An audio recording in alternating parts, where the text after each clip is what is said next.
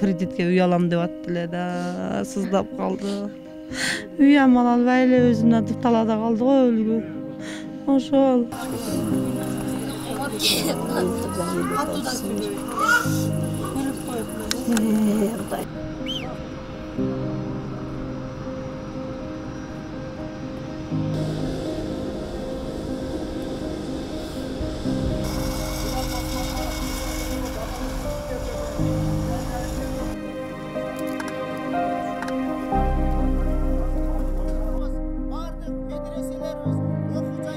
Kala turgan bolsa, oşonda ölüm jakşı bolat. Ahireti jakşı bolat. Beyişi jakşı bolat. Ejeler apalar. Ыйлабаңыздар.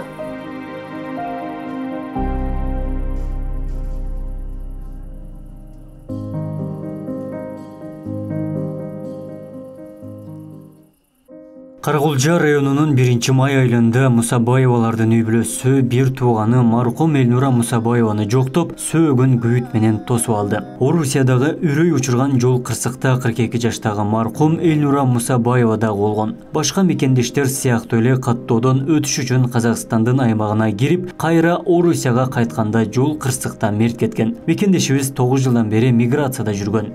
Өткөндө эле 2 ай мурда Кыргызстанга келип кетти эле үйүмө. Келген маалда ошол документин туура эмес кылып коюшуптур да, барганда паршивый кылып коюшуптур. Базадан чыкпай калып, анан кийин Казакстанга барып базадан оңдоп үй алам деп атканда, Москвадан кредитке үй алам деп атты эле да, сыздап калды.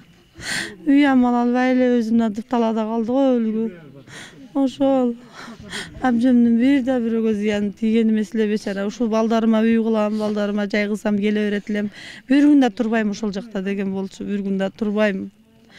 Үй алсам чарчадым, өзүм да ооруп зорго иштеп атам, кам деди эле. Таблетка ичип иштейт эле. Өткөндө путу болбой, путум иштебей атат деп лечение алып кетти эле, Бишкекке келип.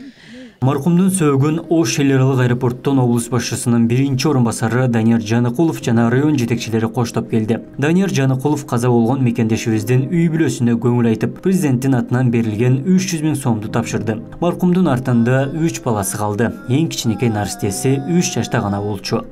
Карындашыбыздын эми жаткан жери жайлуу болсун, бая Кудай кылса куларыңдын акысы бар дейт, кирип алган пенденики барып топурак салып жаназага туруш. Артында Кур'ан окуп гана туруп, башка колубуздан келе турган эч нерсе жок. Алланын буйругу улук, Алланын буйругуна бардыгы баш ийип ушул көңүл айтабыз бардыгы. Анан өткөндөргө кым дегенби? Башка колубуздан эч нерсе жок. Башыбызды дуасыз сүрүп эле башка кылсак деле. Кым жаман гана чоң жаман. Алланын тарткылыгы. Мына өзүңүздөр укуңуздар, мына 18 ошол жерде жаран. Аняк. Орусияда ооруканада жатат. Экөөсүн бүгүн отделенияга чыгарды, бөлүмгө. Бирөөсүнүн абалы оор, дагы бир реанимацияда жатып атат.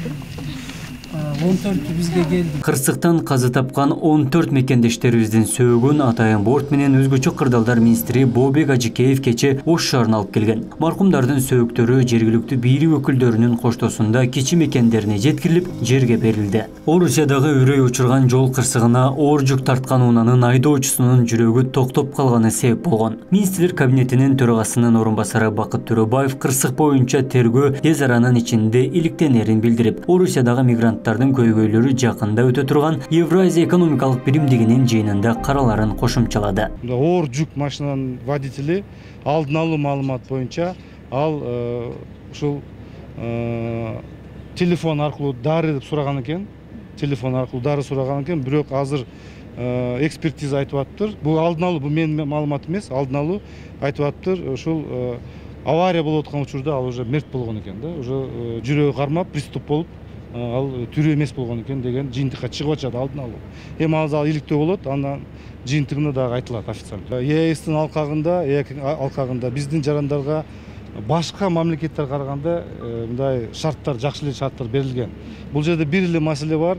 Биздин жарандар ушу регистрация маселеси бар да. Ушу регистрация кылбай байланыштуу ушундай кирди чыкты деген маселе бар. Ошонун негизинде бүгүнкү күндө биздин тышкы иштер министрлиги дагы президент баш болуп туруп, азыр ушул иш боюнча иш-чаралар дагы жүргүзүлөт. 21 августта катталган ири жол кырсыгында 16 адам, анын ичинде 14 кыргыз жараны мерт болуп, дагы 3-өө жаратылган. Каза болгондордун 5-өө Баткен, 4-өө Жалал-Абад, 5-өө Ош облусунун тургундары. Маркум мекендештерибиз үчүн кечээ өлкөдө аза күтүү күнү өттү. Алдыбек Базарбаев, Исхак Туратбеков, Ош ТВ.